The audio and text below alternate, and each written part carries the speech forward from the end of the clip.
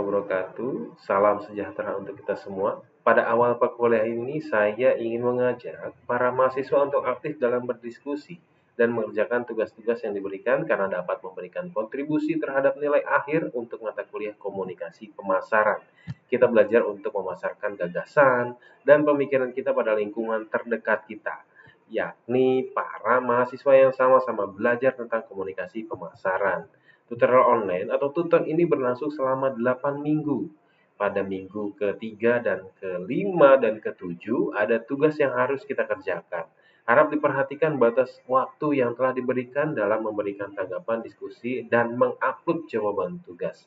Selain itu, ada tugas atau tes formatif yang harus kita kerjakan pada setiap akhir kegiatan tutorial ini.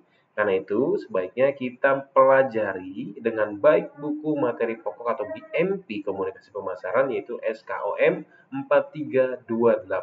Dipahami sebaik-baiknya, kemudian dipahami juga bahan tambahan yang diakses melalui atau diakses langsung ke sumbernya untuk memperkaya pemahaman dan meningkatkan capaian kompetensi yang diharapkan. Mari kita biasakan untuk selalu berdoa sebelum belajar agar ilmu yang kita pelajari berguna untuk diri sendiri, keluarga, masyarakat, bangsa, dan negara. Kita juga berdoa agar tetap memiliki semangat untuk mendalami pengetahuan. Kita belajar motivasi diri untuk tetap memiliki kekuatan tekad penyelesaian perkuliahan.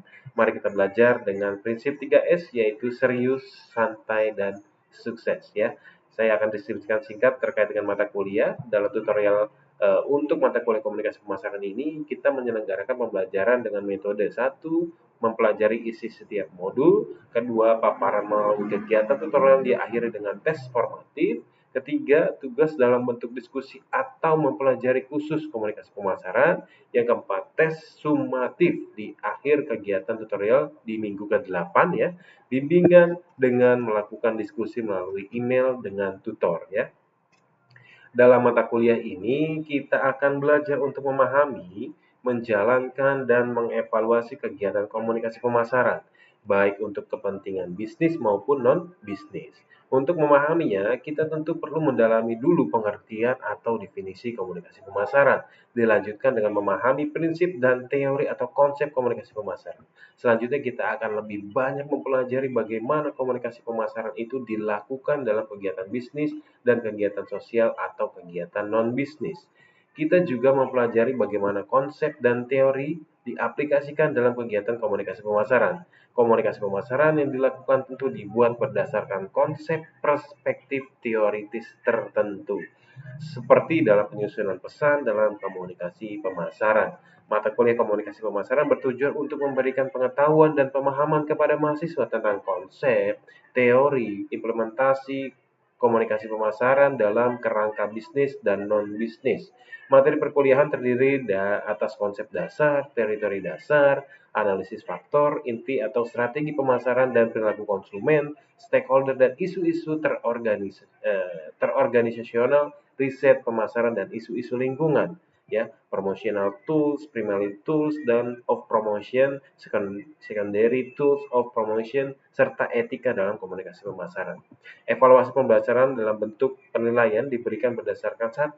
Keaktifan dalam kegiatan tutorial, khususnya dalam kegiatan diskusi. Kedua, mengumpulkan tugas pada pertemuan ketiga, kelima, dan ketujuh.